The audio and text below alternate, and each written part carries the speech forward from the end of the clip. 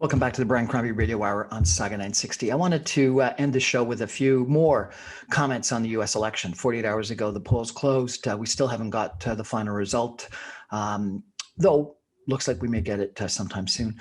And yesterday, I posted a video to end my show about some thoughts about the election. Now, I want to make some comments about sort of the structure of elections, the techniques of the election process, if I could, because I think that there's some learnings both from the last Canadian election as well as from the federal U.S. election that I think are worth talking about as we contemplate why elections go well or go poorly.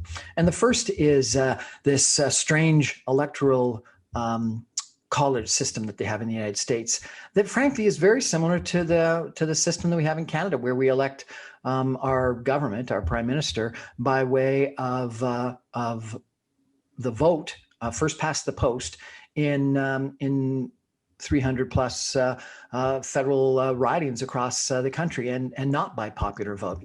And I think it's a shame when more people voted for Hillary Clinton and Donald Trump became president. And frankly, I think that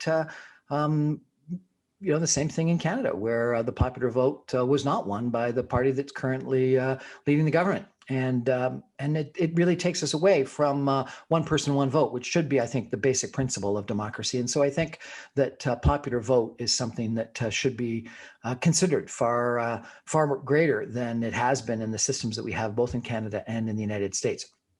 And you see the way that the system works in the United States, where Illinois, California, New York, maybe New Jersey as well, are so predominantly Democratic that almost it doesn't matter if you go out and vote. And I really wonder whether if you were some of those people that were Democratic leaning or Republican leaning in those states, they go, well, you know what? I know this is going to go Democratic, and so therefore it's not even worth me going to vote. And frankly, probably in some of the states that are so Republican, do they have the same impact? And so therefore, if you went to a popular vote, every vote would count, whether it's in downtown Manhattan or in rural middle of the United States.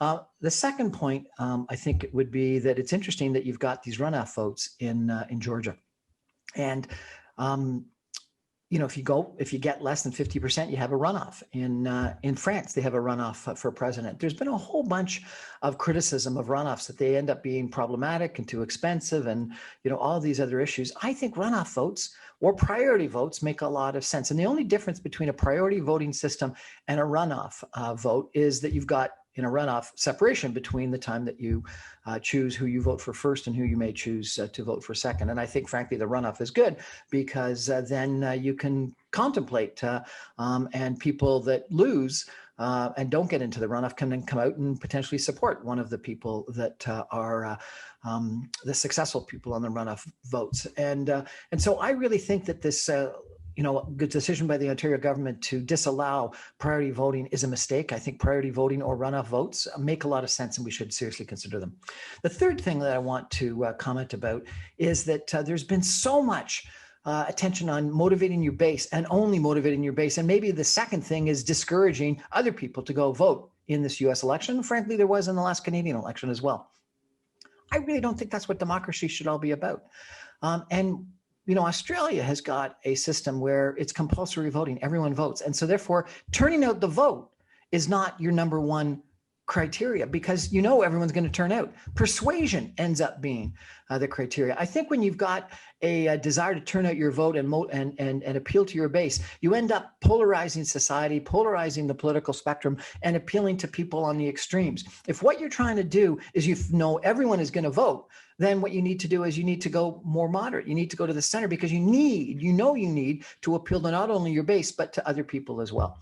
And people complain about, you're going to force me to vote. I don't want to force to vote. Well, we force people to get a driver's license. We force people to get insurance if they want to drive a car. We force people to pay their income tax on a regular basis.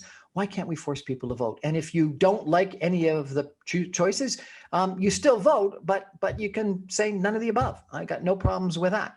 But actually having them vote, knowing that they're going to vote, I think has got to has got to make sense.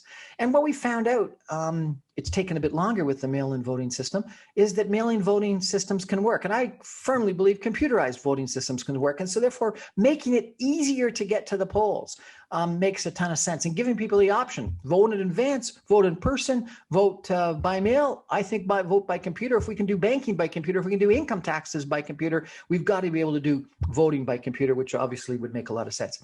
And then final thing is, these statistics that show that if only people that were below 30 voted, it would be, majority Democratic everywhere. And if only people had voted above 60, it would be majority Republican, are interesting. And I really wonder about motivating young people to vote. I frankly think that we should lower the voting age to 16 and get people voting, half of them, if not more, while they're still in high school. So it becomes something that you just do as part of life.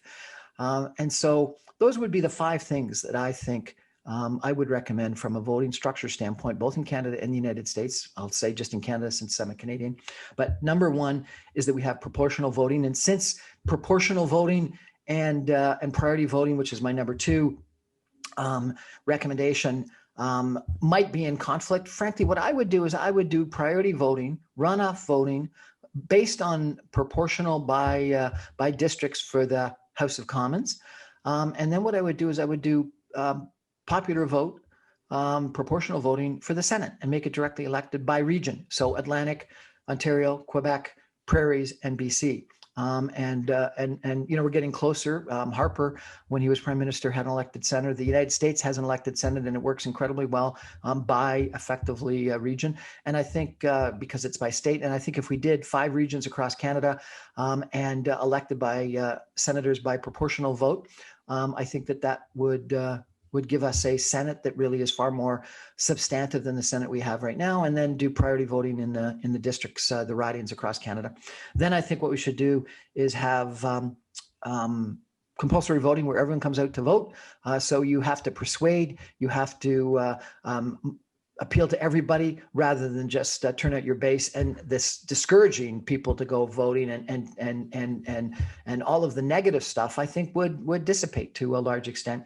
And then I think what we should do is reduce the voting age to 16 and get people to vote, at least half of the people to vote once while they're in high school. If they can drive at 16, I think that people are maturing at a far younger age. I think 16-year-olds should help us make our decisions. Anyway, those are my 5 suggestions. I hope you consider some of them. Good night, everybody. Thanks for joining us.